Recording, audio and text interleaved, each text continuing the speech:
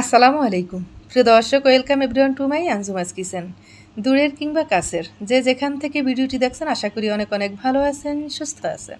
একটু টক, একটু ঝাল, একটু মিষ্টি, এই তিনটি শব্দ মিলিয়েই হয় আচার। প্রিয় দর্শক, আজকের পর্বে আমি আপনাদের সাথে শেয়ার করব টক, ঝাল, মিষ্টি আমড়ার আচার। যারা যারা আচার খেতে পছন্দ করেন তারা চট করে আমার এই প্রসেসটি ফলো করে আচার বানিয়ে ফেলুন আর বছর জুড়ে সংরক্ষণ করে প্রিয়জনদের সাথে নিয়ে খান। আচার পছন্দ করে না এরকম মানুষ আমার মনে হয় বাংলাদেশে কমই আছে। তো প্রিয় দর্শক, চলুন ভিডিওটি সাথে থাকুন আর শুরু থেকে শেষ পর্যন্ত দেখে নিন। প্রিয় দর্শক, আঞ্জুমাস কিচেন থেকে আমি আঞ্জুমা থাকবো আপনাদের সাথে নতুন নতুন ভিডিও নিয়ে। আশা করছি চ্যানেলটি সাবস্ক্রাইব করে পাশে থাকবেন, আমাকে বেশি বেশি সাপোর্ট করবেন। আমি এখানে প্রায় 1.5 কেজির মতো কাঁচা আমড়া নিয়েছি আর একদম বেছে বেছে ফ্রেশ আমড়াগুলো নিতে হবে। খোসা ছাড়িয়ে নেওয়ার পর আমড়ার উপর একটা পিচ্ছিল ভাব থাকে, এটা পরিষ্কার পানি দিয়ে পরিষ্কার করে ধুয়ে নিতে হবে। এরপরে আমড়াগুলোর পানি ঝরিয়ে নিতে হবে। ছুরি, চাকু বা বটির সাহায্যে আমড়াগুলোকে একটু হালকা হাতে এভাবে কেটে নিতে হবে। একদম চাপাচাপি করে কাটার দরকার নেই, তাহলে টুকরো টুকরো হয়ে খুলে আসতে পারে। আর এভাবে আমড়াগুলোকে একটু কেটে নিলে আমড়ার ভিতরে মিষ্টিটা খুব ভালোভাবে ঢুকবে আর স্পাইসিটাও খুব ভালোভাবে ঢুকবে। সবগুলো আমড়া আমি একইভাবে কেটে নিলাম। এবার সাথে স্বাদ মতো লবণ দিয়ে দিব। আর ঝালের জন্য দিয়ে দিব শুকনো লাল মরিচের গুঁড়া 4 চামচে উঁচু উঁচু করে 2 চামচ পরিমাণ। কালারের জন্য সাথে হলুদ গুঁড়া দিয়ে দিব 1.5 চামচ পরিমাণ।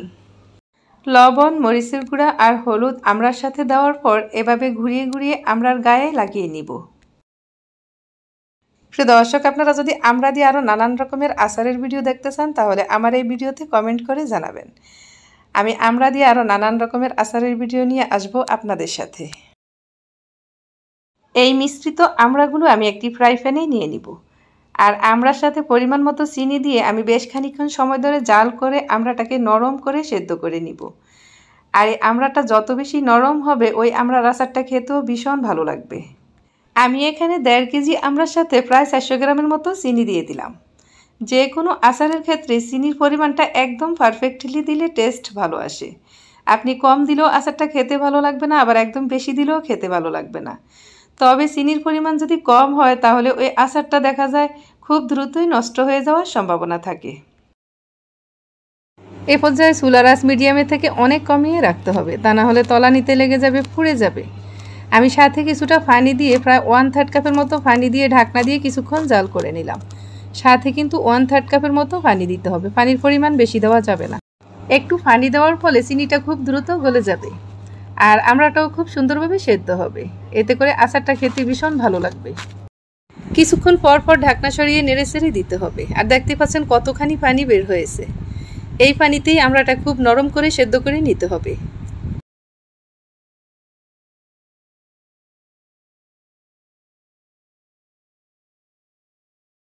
আমড়াতে পানির পরিমাণ যখন একটু শুকিয়ে আসবে তখন চুলার আঁচ একদমই কমিয়ে রাখতে হবে। আর আমড়াগুলো দেখতেই পাচ্ছেন একদম নরম রসালো হয়ে গেছে। এ পর্যায়ে আমি আমড়াগুলো একটু কাঁটা চামচ দিয়ে কেচে কেচে দিব, এতে করে আমড়াগুলো খুব নরম হবে আর ভেতরটাও খুব রসালো হবে। আমড়ার সাথে আমি যে সামান্য একটু পানি দিয়েছি আর আমড়া থেকে যে পানি বের হয়েছে ওই পানিটা কিন্তু একদমই শুকিয়ে গেছে। পানি শুকিয়ে গিয়ে চিনির শিরাটা ঘন হয়ে গেছে। এ পর্যায়ে আমি চুলা অফ করে দিব। এবার আমি আচারের জন্য স্পেশাল মশলা রেডি করে নিব।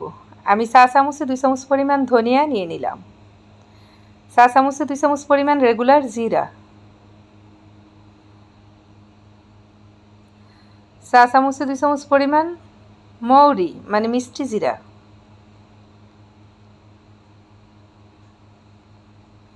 1 চামচ মেথি, 2 চামচ রাঁধুনি, হলুদ আর কালো সরিষা 2 চামচ। এবার নিয়ে নিব 1 চামচ পরিমাণ কালো জিরা। আমি এবার এই মশলাগুলো হালকা আঁচে ভেজে নিব। চুলার আঁচ একদম কমিয়ে ভাজতে হবে, তা না হলে পুড়ে যাবে আর এই মশলাগুলো খুব দ্রুতই হয়ে যায়। আমি প্রথমে অন্যান্য মশলাগুলো ভেজে নেওয়ার পর এবার সাথে রাঁধুনি দিয়ে দিলাম। আর এই রাঁধুনি দেওয়ার পর হালকা একটু নেড়েচেড়ে চুলা অফ করে দিতে হবে। এই মশলাটা খুব তাড়াতাড়ি পুড়ে যেতে চায়। আপনারা চাইলে এই মশলার পরিবর্তে পাঁচফোড়নও ব্যবহার করতে পারেন। দোকানে প্যাকেটের পাঁচফোড়ন পাওয়া যায়, সেটাও ব্যবহার করতে পারেন। এই পাঁচফোড়ন ঠান্ডা করে গুঁড়ো করে নিতে। আচার বানানোর জন্য প্যানে আমি আধা কাপ পরিমাণ সরিষার তেল নিয়ে নিলাম। আর এই তেলটা গরম করে একদম ফেনা ছাড়িয়ে নিতে হবে। তেল গরম হওয়ার পর সাথে দিয়ে দিলাম 2টি রসুন। বড় সাইজের 2টি রসুন একদম শেষে থেতলে নিয়েছি। আর এই রসুনটাকে হালকা ব্রাউন কালার করে ভেজে নিতে হবে। প্রিয় দর্শক, রসুনে যখন হালকা একটু কালার আসবে তখন সাথে আমি 2 চামচ পরিমাণ পাঁচফোড়ন দিয়ে দিব। আর এই পাঁচফোড়নটা আচার খাওয়ার সময় দাঁতের নিচে পড়লে ভীষণ ভালো লাগবে। যদি কারো ভালো লাগে তাহলে অ্যাড করতে পারেন, আর ভালো না লাগলে এটা স্কিপ করতে পারেন। পাঁচফোড়ন দেওয়ার পর একদম বেশিক্ষণ ভাজার দরকার নেই, এটা বেশি ভাজলে তিতা হয়ে যাবে, খেতে একদমই ভালো লাগবে না। সাথে সাথে আমি যে আমড়া সিদ্ধ করে রেখেছি সাথে দিয়ে দিব। প্রিয় দর্শকে, আচার বানানোর ক্ষেত্রে কিন্তু অবশ্যই সরিষার তেল ব্যবহার করতে হবে, আবার অন্য কোনো তেল দিয়ে বানাতে যাবেন না, তাহলে এটা খেতে একদমই ভালো হবে না। এই পর্যায়ে চুলার আঁচ কোনোভাবেই বাড়িয়ে রাখা যাবে না, একদমই কমিয়ে দিতে হবে, তা না হলে পুড়ে যেতে পারে, তলানিতে লেগে যেতে পারে। আমড়াগুলো দেওয়ার সাথে সাথেই নেড়ে ছেড়ে দিতে হবে। তেলের ভিতরে আমড়াগুলো দেওয়ার পর এভাবে ঘন ঘন নাড়তে হবে। আর আমড়ার আচারের সাথে এবার আমি কিছুটা সাদা ভিনেগার বা সিরকা অ্যাড করব। সিরকা অ্যাড করার ফলে আচারের টেস্টও ভালো আসে, আর ওই আচারটা অনেক দিন পর্যন্ত ভালো থাকে। আচারের সাথে প্রায় 1/3 কাপের মতো সিরকা দিয়ে দিব।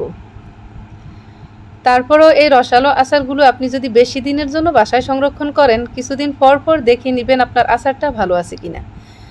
যদি সম্ভব হয় তাহলে কিছুদিন পর আপনি আরেকবার একটু এভাবে জাল করে নেবেন, এতে করে আচারের কালারটাও সুন্দর আসবে, স্মেলটাও সুন্দর আসবে, আর ওই আচারটা খেতেও ভীষণ ভালো লাগবে।